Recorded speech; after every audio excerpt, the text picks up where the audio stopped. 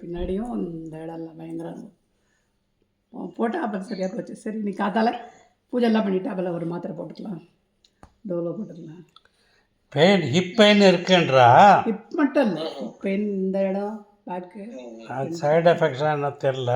சும்மா சொன்னாங்க 2-3 side effect இல்லை வந்துடுச்சு. அதாவது மாத்திரை 10 நாளாக சாப்பிட்றேன். நேற்று ப்ளட் டெஸ்ட் எடுத்து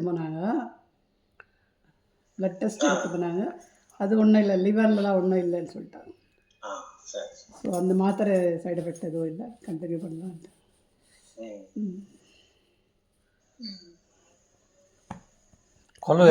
அப்பா தான் பார்த்துக்கிறேன். அதுக்கு அப்பாவுக்கு ஒரு பார்த்துக்கிறதுக்கு ஒரு சான்ஸ் இல்லை.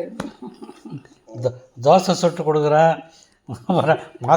மாத்திரைங்க டைம் பிரகாரம் இது பண்ணுறது. அதான்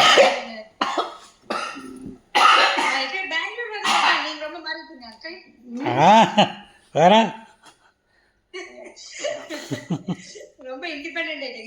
ஆமாம். Retired life. அவளுக்கு ரிட்டையர்மெண்ட்டு போதற்கு கவனிக்கணும்ல. ஒரு வாட்ஸ்அப்பில் கூட அதான் வந்தது. ஹஸ்பண்ட் வந்தோடனே தண்ணி எடுத்தாடுவா. அவள் கிச்சன் சொன்னு எனக்கும் வயசாகலையா, நான் இப்போ ரிட்டையர்மெண்ட் எனக்கு வேணாமான்னு. சரி நான் அவனே வந்து தண்ணி கொண்டாந்து கொடுப்பான். ஜஸ்ட் அது மாதிரி சேஞ்ச் ஆக வேண்டியதானே. யார் யார் வர கெஸ்ட்டு கொலுவுக்கு? பக்கத்துல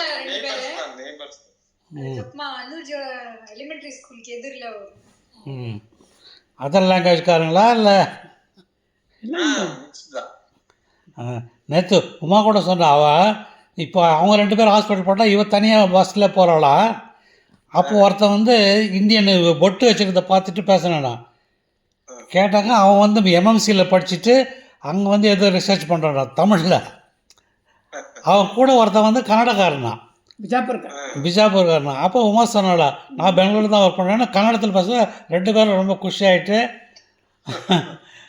நான் வந்து ரிசர்ச் பண்ணுறேன், நான் எது வந்தாலும் கேளுங்க. அவள் திவ்யா சர்ஜனாக இருக்காங்க. ஜெர்மனியில் சர்ஜரிக்கு இது பண்ணுறது ரொம்ப ரேர் இது அப்படின்னு சொல்லிட்டு அவன் இது பண்ணான்னா அவள் டெய்லி வீடியோ காலில் வருவாள். அங்கேருந்துனே இன்ஸ்ட்ரக்ஷன் கொடுக்குறது, இது மாத்திரை சாப்பிடு, அதை பண்ணு, இதை பண்ணுன்னு அப்படியே ஓடுது கடைன்னு. இன்னும் 2 நாளில் அவள் துபாய்க்கு போயிட்டு செல்வி வீட்டில் வந்துட்டு வரா அப்படின்னு இருக்கா. அப்படி சரி Bobby, carry on. Okay, carry on, take care. Bye.